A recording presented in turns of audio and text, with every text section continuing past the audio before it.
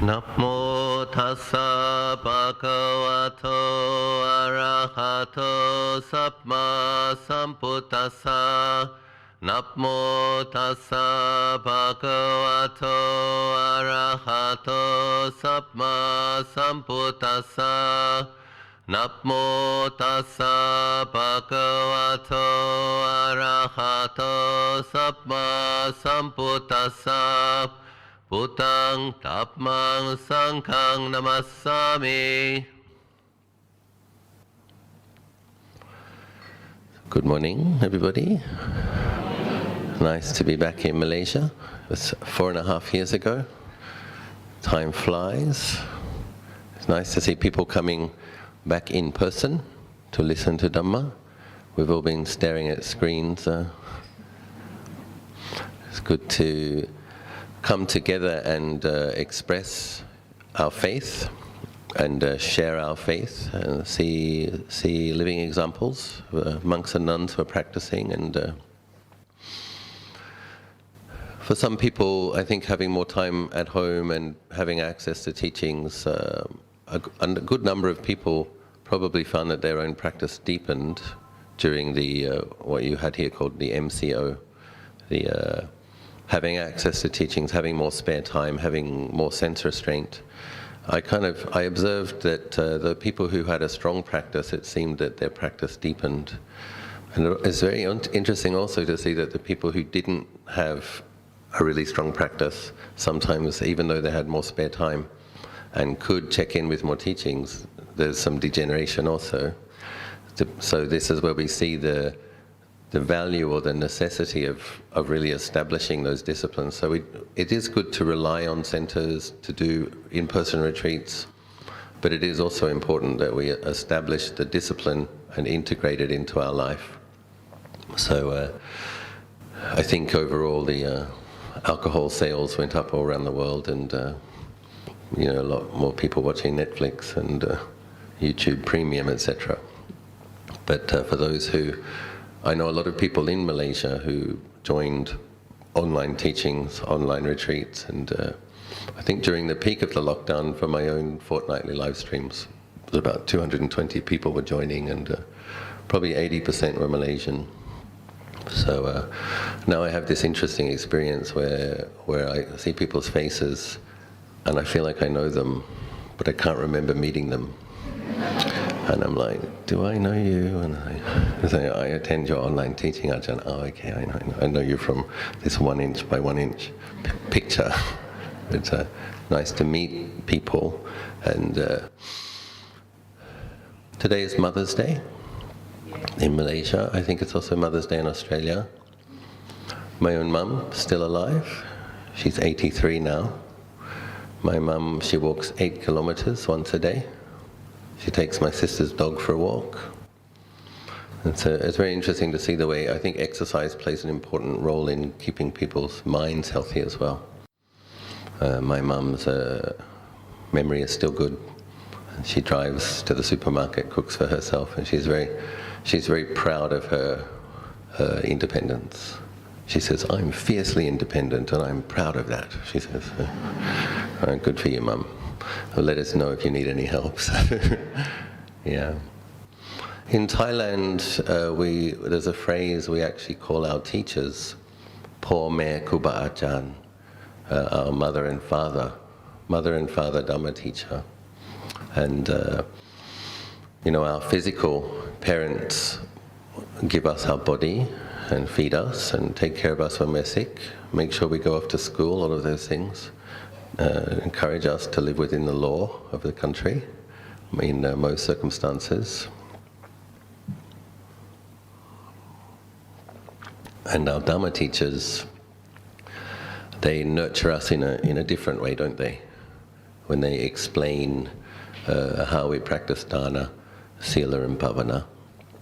So my main teacher in Thailand is Thanathananan, but I studied earlier as a younger monk with Thanachand Jayasaro, Lumpur Pasano, Lumpur Sameto, and so I'm fortunate in that I have many parents in Dhamma.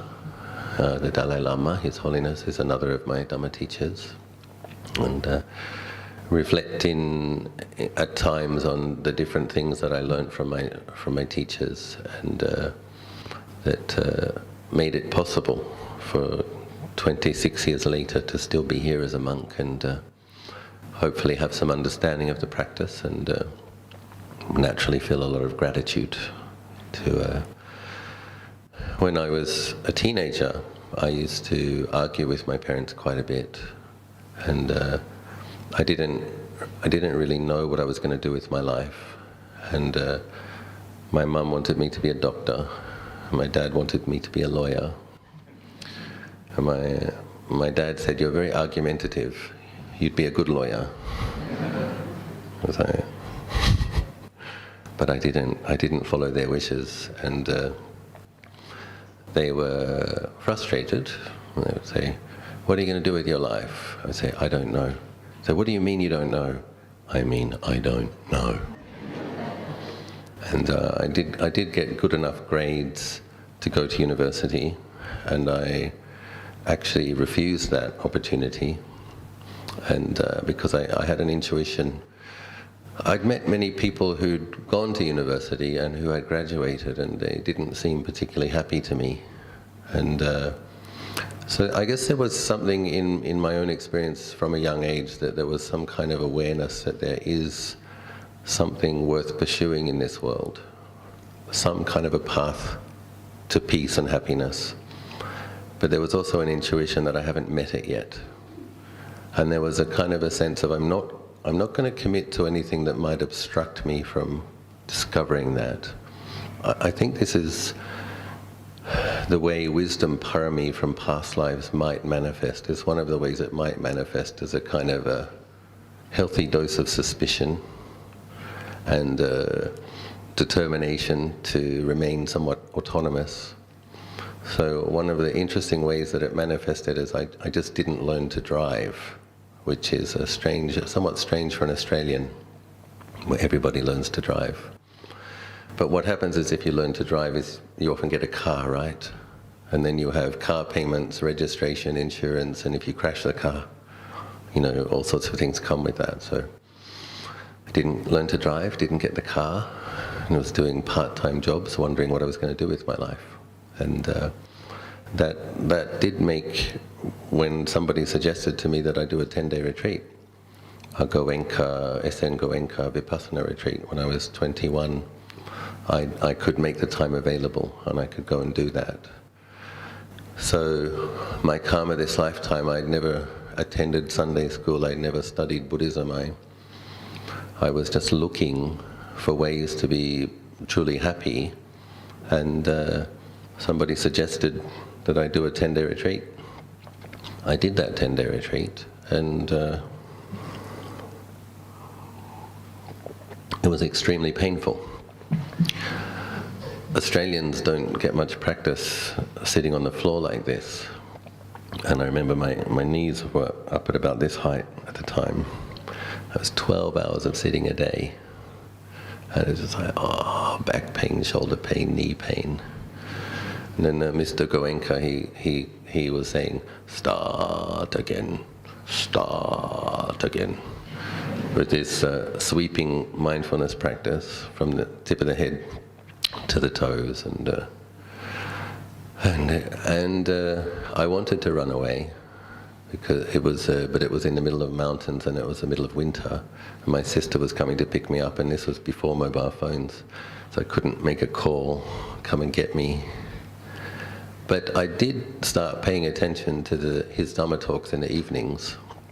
It was by video in those days, and he started to explain the Four Noble Truths. And this was enormously helpful because, I'd been observing that this feeling I had, that I already had nice food, I already had certain sensual pleasures. I could go to the beach, I could go to the movies, I could explore sex. All of that was available to me as someone in my early 20s in Sydney. And there was this awareness that if I had more money, it might be a different beach, it might be a slightly more beautiful lover, it might be different clothes, but my clothes were already nice, my food was already nice, the beach was already nice, my lover was also nice. And I was very confused because I was miserable. And there was this sense of, well, if I get more money and I just have more of the same, I don't trust that this is going to make me happy. So I was worried about myself. And then one of the things that Goenka said was, unsatisfactoriness is the nature of conditioned reality. Sensual pleasures are fleeting. They don't give lasting satisfaction. And I was very relieved because I had the realization, I'm not crazy. I'm a Buddhist. This makes sense. And I remember being observing my teachers throughout high school, and there was just this sense of, my teachers would complain I was like an A- student. I think my grade point average was 88.5. And all of my report cards said the same thing. My name was Brett. Although Brett does well, he could do better. Brett is talkative and sometimes disruptive in class. And my father would get on my case about this every time my report card came home. Why don't you apply yourself more? Your teachers say you could do better. And I remember that there was something in me that just could not commit to it wholeheartedly because it didn't seem real enough or true enough or important enough. There was something in me that was holding myself back. I'm not committing to this. And my sister, who became a journalist, and journalists are renowned for being cynical, she said that I was the most irreverent person that she knew. I didn't respect anything. But this changed when I met the Buddha's teachings. Because I was looking at this chubby Indian fellow talking about the unsatisfactoriness of everything. And he seemed like a genuinely happy person. Oh, that's interesting. And then on day 8, I had an experience where all of the pain evaporated from the mind, and there was a feeling of contentment, serenity, fullness, coolness, a very deep feeling of peace. Probably only lasted 10 seconds. After 8 days of pain, and then all the pain came back. But there was some kind of recognition. There was something in me that recognized, this is actually what I've been looking for. This is something I can commit to. This is something truly valuable. And so I'm very grateful that I signed up for that retreat, and I did that retreat. Very grateful that I didn't run away and made it to day 8. One of the things that Ajahn Goenka said, is that to get the results from meditation practice, we have to put forth the effort, just like athletes train and just like performers rehearse. If we want the results from meditation, he suggested an hour in the morning and an hour in the evening every day, which is a big commitment. But because I had glimpsed that deeper peace, I actually made that commitment, and I think I managed it for about 3 months. After 3 months, it became once a day. After about 6 months, it became 45 minutes. After a year, it was down to about 20 minutes. But I did meditate every day since doing that first retreat. And I have this experience in Thailand where I fairly consistently feel baffled when I meet these lovely Buddhists coming and paying respects, having a lot of faith, making great offerings, and I ask them, do you have a meditation practice? And they say, no. Because ever since I discovered the Buddhist practice tradition, I did have a meditation practice, I committed. And so I guess it's, one monk was trying to explain it to me when I was complaining about some Thai lay people. They said, well, some people have a lot of dana barami, they're working on their dana and their faith. They just don't yet have the kind of wisdom and the discipline to commit to the bhavana. They're laying the foundation. But after about 2 years, I did decide to explore my interest in Buddhist practice further, and I decided to travel to Thailand. And In those days, we didn't have Google. I couldn't do a Google search. And I actually made a aspirational prayer.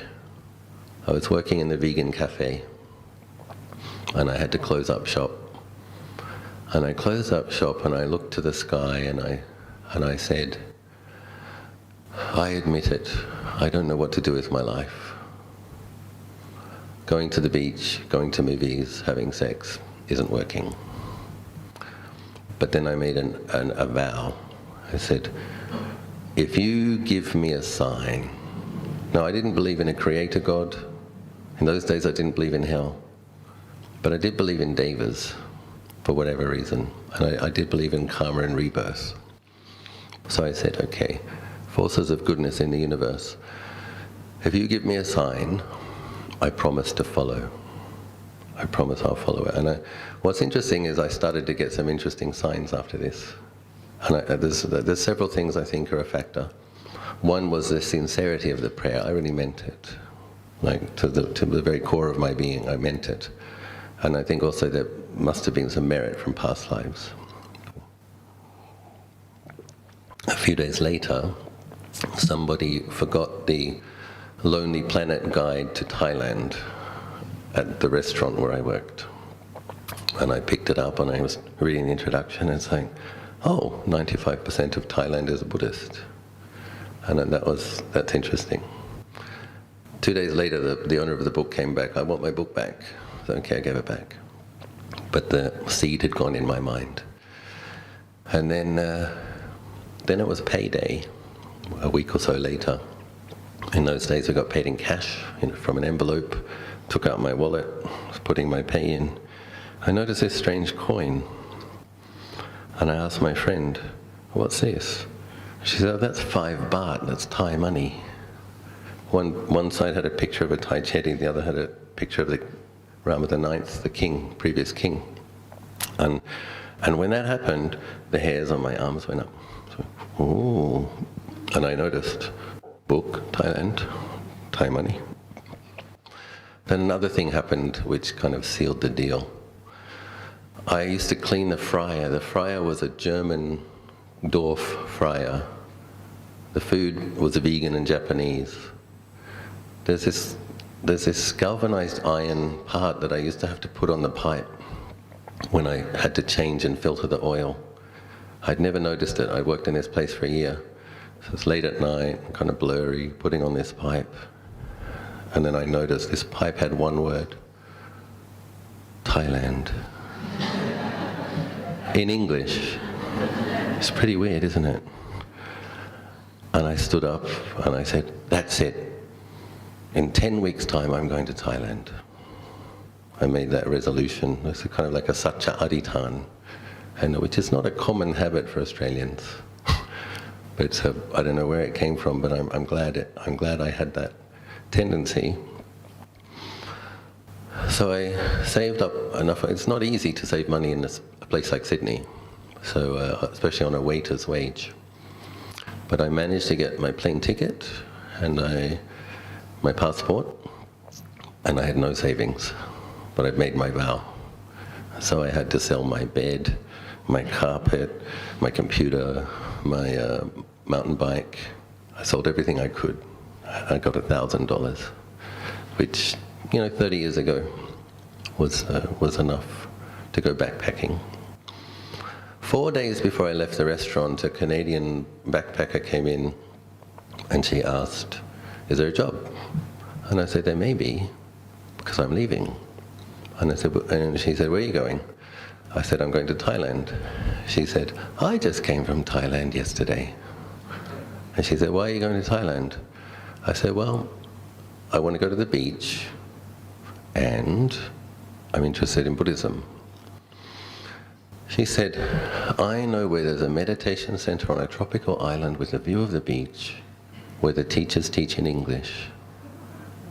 And I said, could you please give me that address? What are the chances?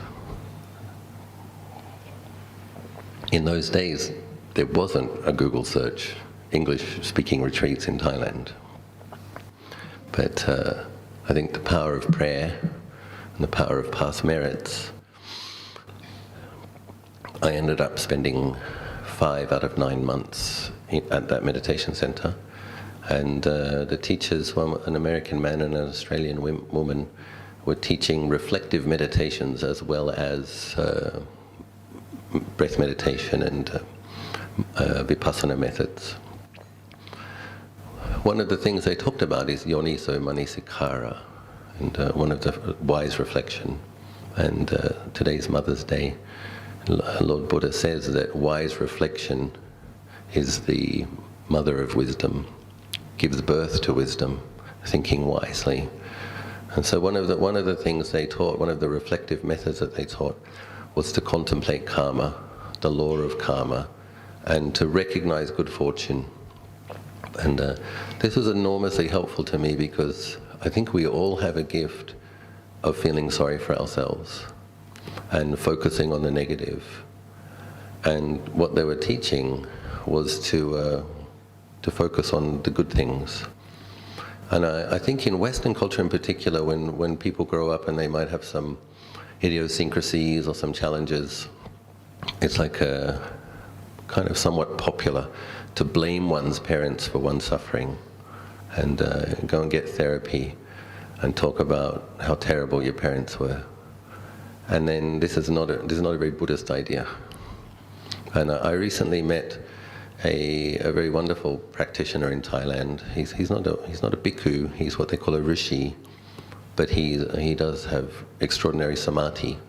And some of my own bhikkhu teachers respect this yogi quite deeply. And he was talking about the power of respect for parents and gratitude to parents. And I was once in Ladakh, taking a little tangent. I was in Ladakh about 14 years ago. That's in the Himalayan region of India. I was with a French friend, and we were in a remote area next to a lake, and we'd planned to stay 5 days. He'd already hired the van. I wanted to meditate next to a Himalayan lake, see what that was like, contemplate the big sky, emptiness. So we were all set to have a nice time, but I started to have this irritating feeling like, I want to go, I want to leave. Something's not right.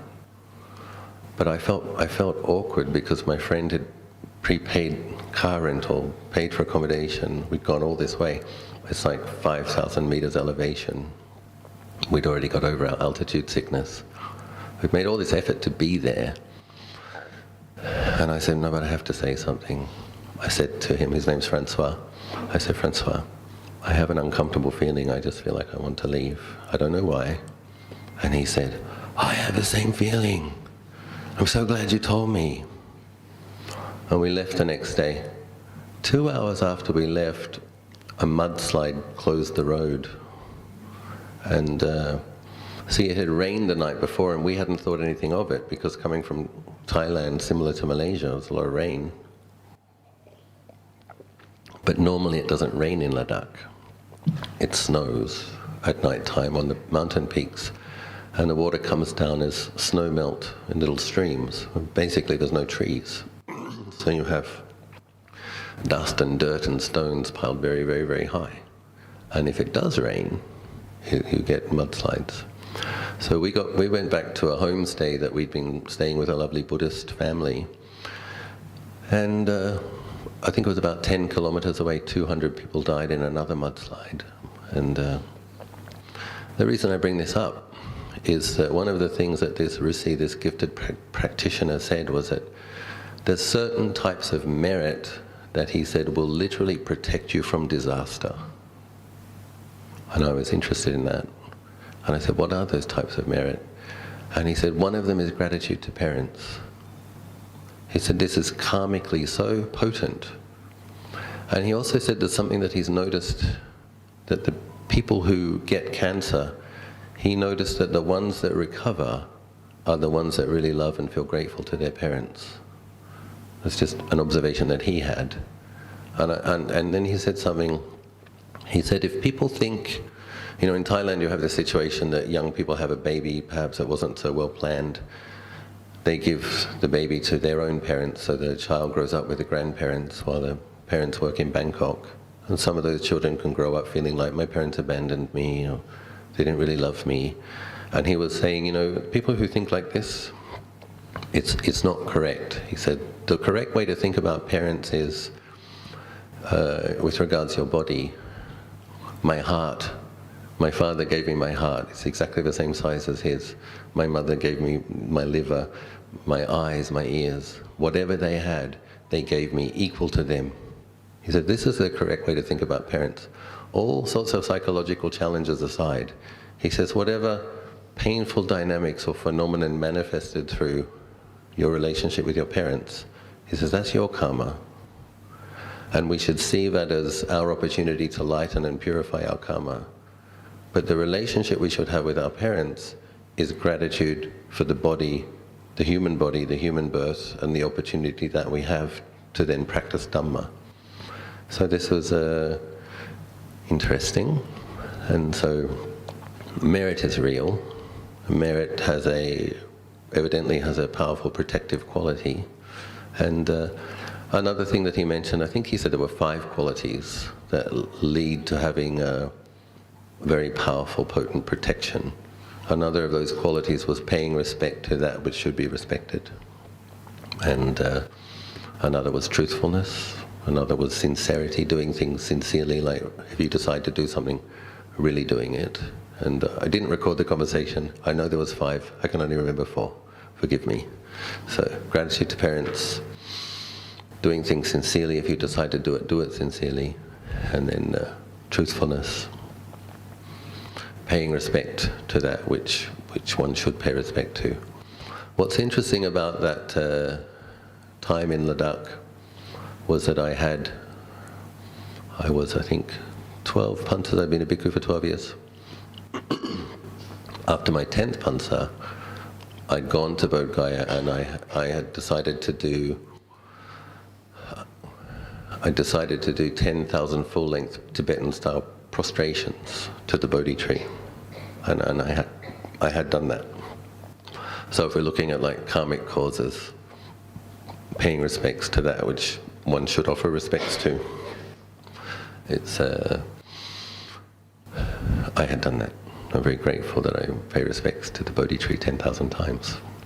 And my relationship to commitment as a bhikkhu, having come from Australia, I want to encourage you to commit to your daily practice and increase your practices. I'll give the example of my own life. Sometimes people look at monks, and especially senior monks, and they see kind of a solid senior monk who has faith, and they don't see the causal process sometimes.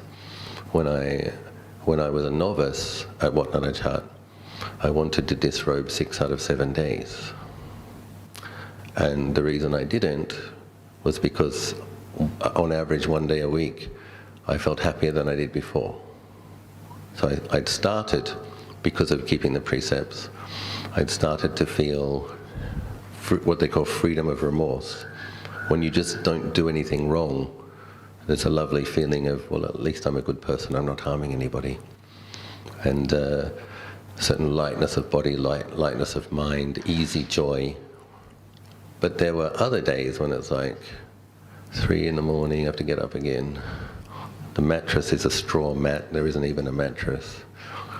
Walking 5 kilometers with bare feet on an empty stomach, it's like, oh God, do I really have to do this again? And so I couldn't, the policy in those days was that if you were to become a bhikkhu, there was this, you would try out being a novice, but if you were to become a bhikkhu, they preferred people to make a 5-year commitment. I was lucky nobody asked me, Samanera Achalo, are you committed to 5 years? Because I could not have answered yes. But they didn't ask me. I snuck through. And what I could do was commit to 1 year first. And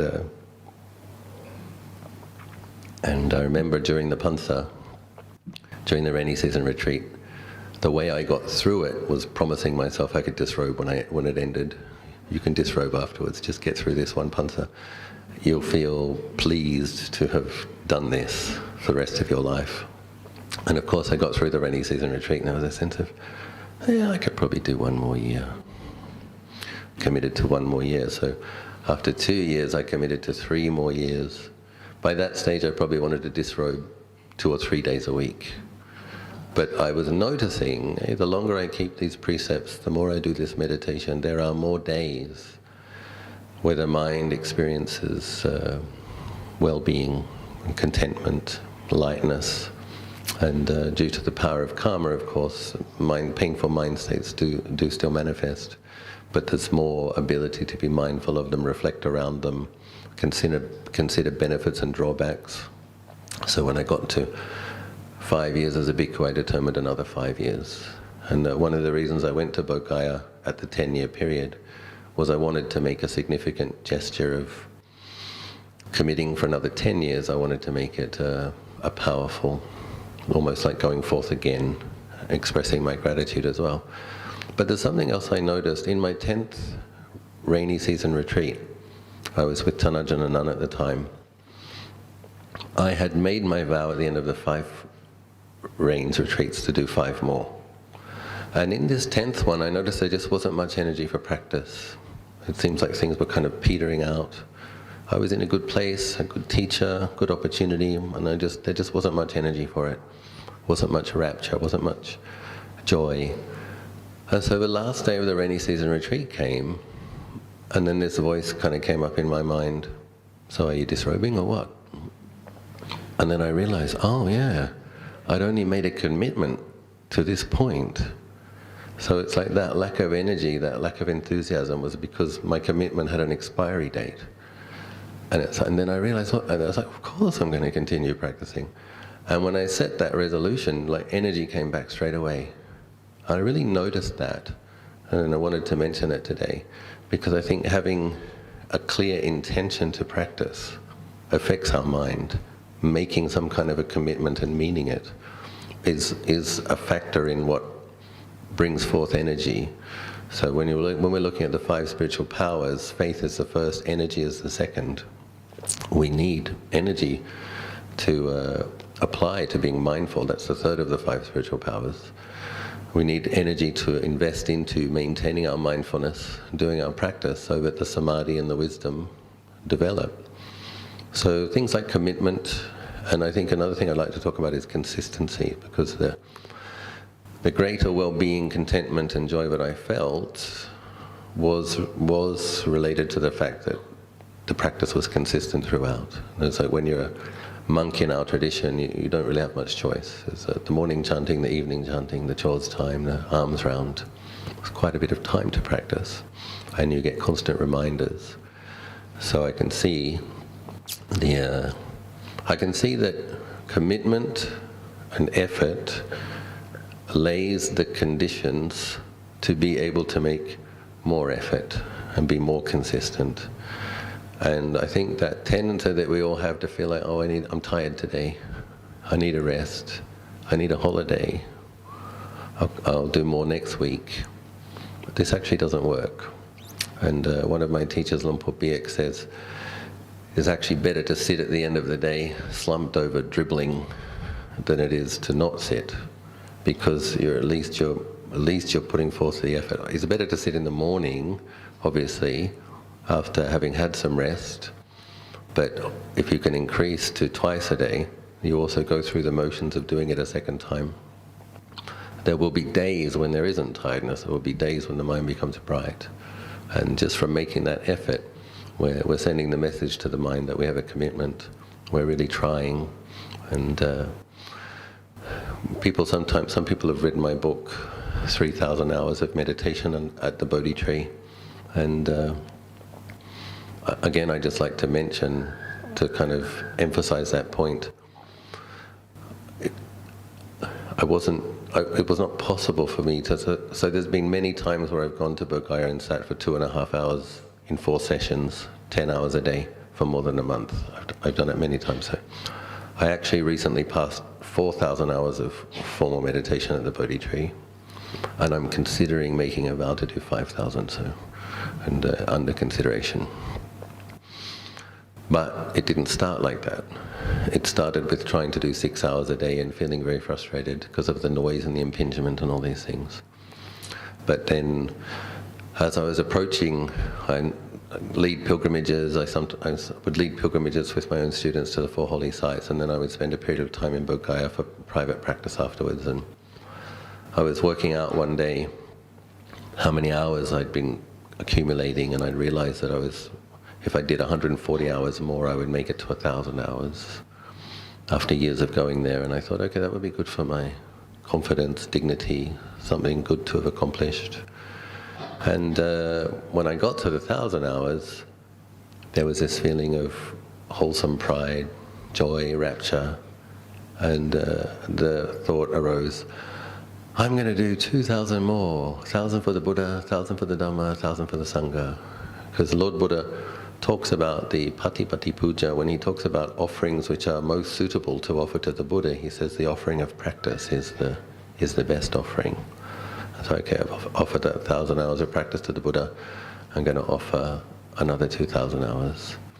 And I remember when I got to the 2,000 hour point, there was a real feeling of, oh God, I wish I just about would do 2,000 because I'm getting older and this is really hard. And a friend of mine was passing through Bodh Gaya, Ajahn Yaniko, abbot of Abhayagiri, and I asked him, do you mind being my friend while the next few times I come to Bodh Gaya and do the last 1,000 hours with me? I need a friend, I need a buddy. And he did agree to do that, and that was very helpful. So this was like, when we're coming to centers like this, practicing together, it's very helpful, because sometimes I was a bit tired. Sometimes there's these loud Indian weddings and you don't get enough sleep, very loud, and like 10 meters from the guest house. And I'd be kind of like, oh. But he'd be inspired, and other times he'd be kind of, and I'd be inspired, and we kind of support one another in that way. And but basically I worked up a capacity through the effort. One of the ways I can get through 10 hours a day, now I like it. Now the thought of going and meditating for 10 hours at the Bodhi tree is like literally something I want to do every day, because I learned how to do it.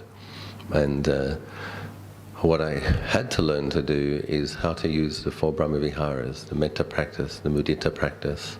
When you're sitting there and annoying phenomenon come, you have to train the mind to rejoice in the good intentions of the people, and then, or recollect the example of the Buddha.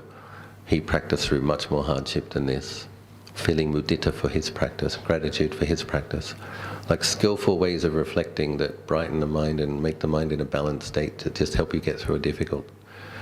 And then also when you sit for longer periods, you can observe those mind states all change, of course. So when you're sitting for a 2.5 hour period, normally whatever mind state you started with, you will see it arise and cease, and you'll have different ones.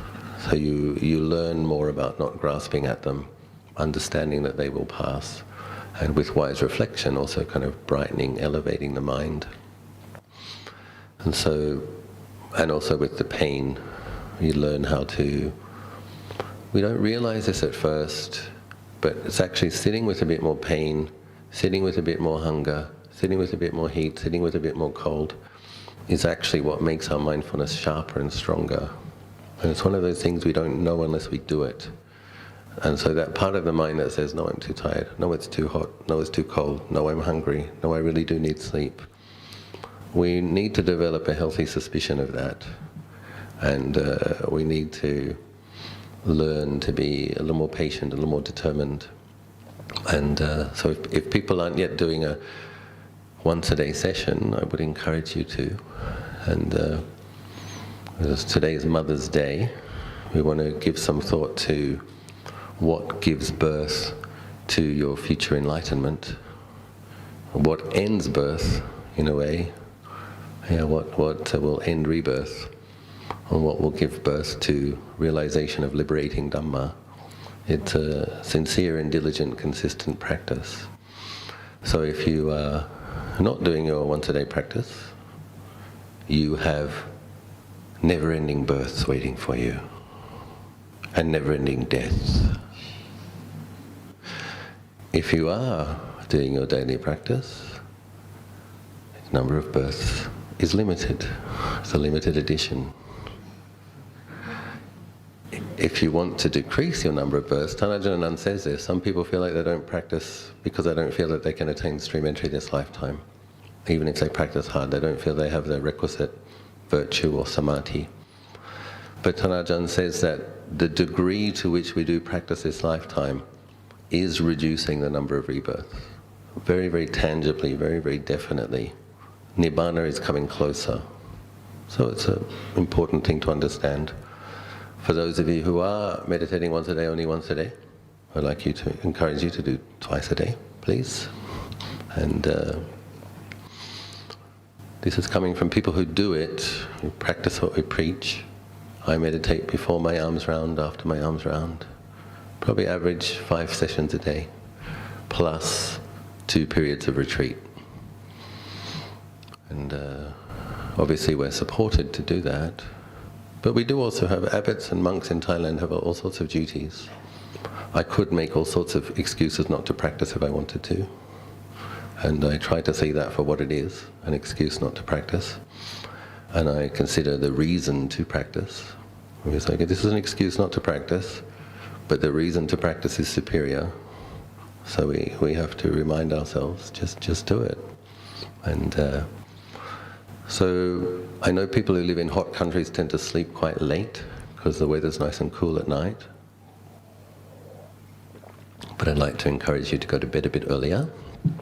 And there's a few things I want to give you in terms of practical advice for those of you who are interested in increasing your meditation skills, increasing the quality of your meditation. I'd like to encourage you to not look at your portable devices past 8 p.m. because the blue light from these devices tells your brain that it's daytime. So it affects your natural feeling of feeling tired.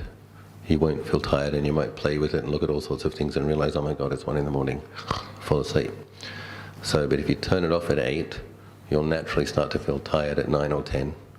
And if you can meditate before you sleep, it's better. And if you don't send your mind out every time you answer someone else's message, every time you comment on social media, you're sending your mind out. Other places, other people. So if you turn it off, you keep a bit more energy for the present moment, body and mind. Get to bed earlier and set the intention to get up and meditate.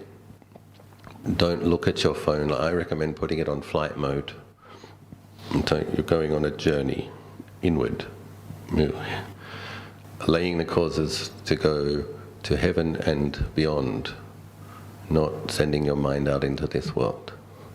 So just put it on flight mode, give yourself an hour, an hour and a half, do some chanting, do some meditation, wake up, wash your face, brush your teeth, bow to your shrine, do your chanting, do your meditation, because if you do it in the morning, we all want to be mindful in all postures, but we need to establish a good quality of mindfulness first. And then we set the intention. Throughout the day today, I will make an effort to be mindful of my thoughts, my speech, my actions. And this setting the intention and having this consistency of practice, you will notice that you develop more clarity. And the function of mindfulness is to recognize things truthfully according to their true nature. So what happens is you become more mindful of the way unwholesome things affect your mind, and you become more truthful about it. Because actually it's not so skillful to say these things, it's not so skillful to gossip this much, or talk behind this person's back this much, or it's not so skillful to get into these arguments. It's not so skillful to keep eating even though I feel full, etc. You get more presence of mind that just notices what's skillful and what isn't skillful. And you begin to be able to train yourself in setting healthy boundaries and cultivating the wholesome, abandoning the unwholesome. And then try to sit again at the end of the evening. And this is important because there's an important function of reviewing that happens then. You set your day with the intention of practicing. At the end of the day, you sit again and say, how did it go? There's a natural kind of a reviewing, okay, I wish I hadn't done that, I wish I'd done more of this, I wish I'd done less of that. Not getting into fault finding, but just kind of having an honest look. How did it go? And reviewing it truthfully, making efforts to keep cultivating and training ourselves. And then what normally happens is if people can do this for a period of months, is they really see the benefit. And then in the beginning we have to force ourselves. And there is unpleasantness that we have to work with, the resistance. But once we see what it's like to have more clarity, more coolness, and the choices that gives us in our lives, like when there's a good presence of mind, your reaction might be coming up, your thoughts might be coming up, and you begin to have choices. Should I say something? Shouldn't I say something? Is now the right time to say it, or is now not the right time to say it? If I do say it, what time would be the best time? Whereas before it might just be blind reaction, unskillfulness, and then regretting afterwards. If we cultivate more clarity, it gives us a lot more choice in our lives, and then we make a lot more good karma and make a lot less bad karma. And when we see that, we see the more presence of mind, more clarity, more skillfulness in our choices, less remorse. Then we tend to want to do more and more practice. We're beginning to see that there's less suffering in this life, in this moment, in this day, and that learning how to recognize wholesome and unwholesome, learning how to abandon and contain the unwholesome, learning how to increase the wholesome. So, I do hope that something that I've said may be helpful to you, and I hope that you maintain and increase your good efforts.